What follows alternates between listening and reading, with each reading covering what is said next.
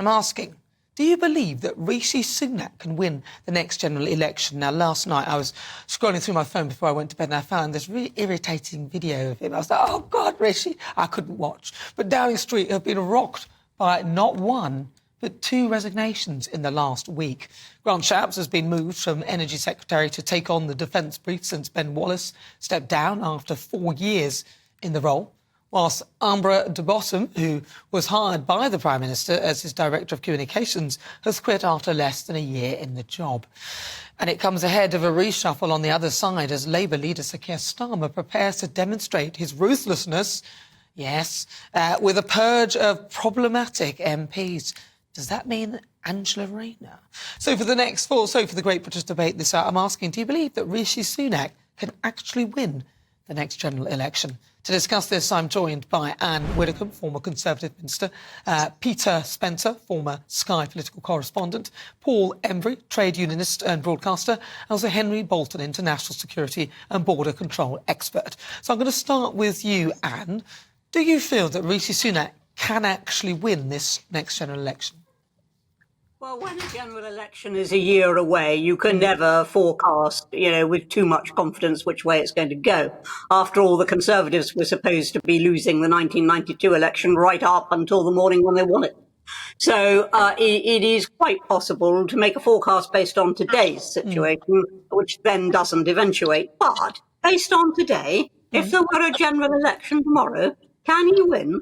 Or why on earth should he?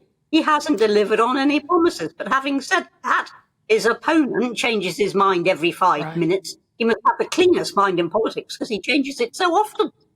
Every 5 minutes he's changing one policy to another policy. You took a long time to get that, Nana. The situation is simply that neither party, I would say, holds confidence. And I would ask the British people one simple question. Have you had enough? And if the answer is yes, then they should look beyond the main parties. Yeah, well, perhaps they will. Peter Spencer, what do you think? Well, I take Anne's point entirely, which is that we're a year away from the election, or perhaps more, so it's impossible to predict with any certainty. And I have to say, I've got quite a lot of respect for Rishi Sunak. Apart from anything else, unlike his predecessors, he's neither a bit of a liar or a bit loopy. And he has, without question, steadied the ship. But it's a legacy. We've got a legacy he's inherited of crumbling services, notably health and education, and also a cost of living crisis, which is a problem. And I don't see how he can fix that in time, although he personally is pretty chipper, but I think he's in the minority of one over that. And I come back to something Jim Callaghan said many years ago, and he said, you come to a point in the political cycle, if you go past that, nothing you can say or do will make any difference. Well, Anne, I just noticed you raising your hands in there, though. Anne, why were you raising your hands? What was it that he said? Well, the idea that, that Rishi is the man because he's not a bit of a liar and, because of what he's not. What he is, clearly, can be spelled out very simply by anybody with the mildest grasp of English. Ineffective. He is totally ineffective. He talks every day about solving the small boats problem, and every day more boats come. He is utterly ineffective. The idea that because he's not a liar, we can all say, oh, yippee, this is the man. How low can our standard fall? Well, let's find out what Paul Embry has to say about that. Paul?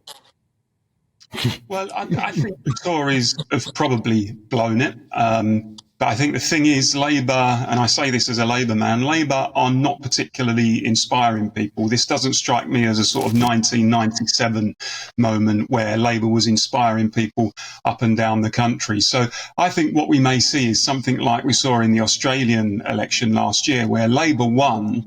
But won not because it inspired anybody, but it was seen as the least worst of 2 bad options in many respects.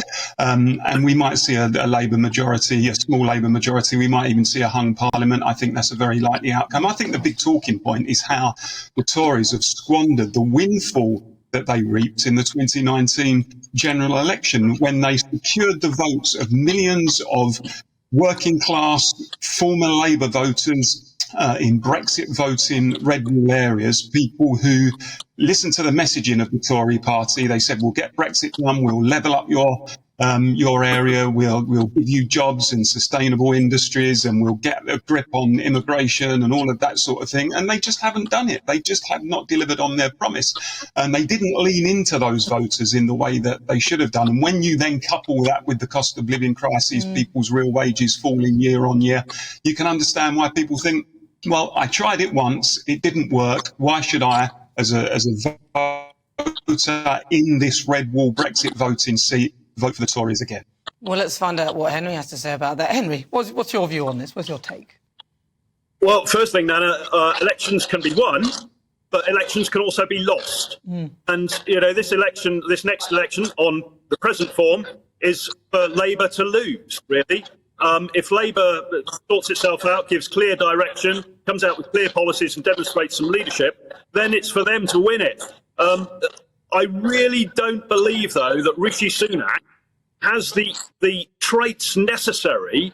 He doesn't have the courage, he doesn't have the vision, he doesn't have the willpower, the determination or the character to actually pull out of the hat what needs to be pulled out of the hat. But Keir Starmer, can I just... But Henry, Keir Starmer has none of those either. He's got none of those either. I agree. That's why... He hasn't got them either. I agree entirely. That's why it's for Labour to lose.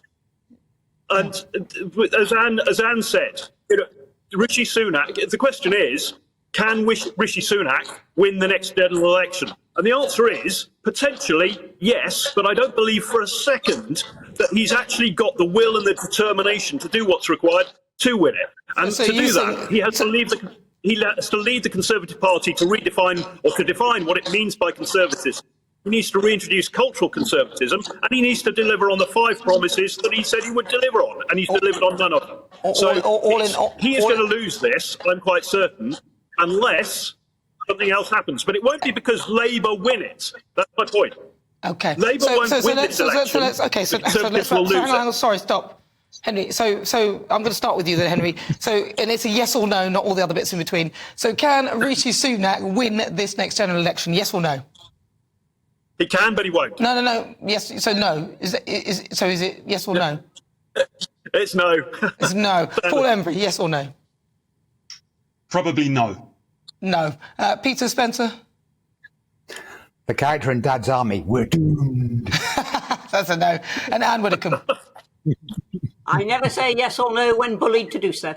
All right, so that's... Now, come on, yes or no? Do you think you can? I'm not going to do it because there is no yes or no, because, as I said, we're a year away. We've got a year. Well, that's fair enough. We've got a year away. Thank you so much, Ann Widdecombe, former Conservative Minister, Peter Spencer, former Sky political correspondent, Paul Embry, trade unionist and broadcaster, and Henry Bolton, international security and border control expert.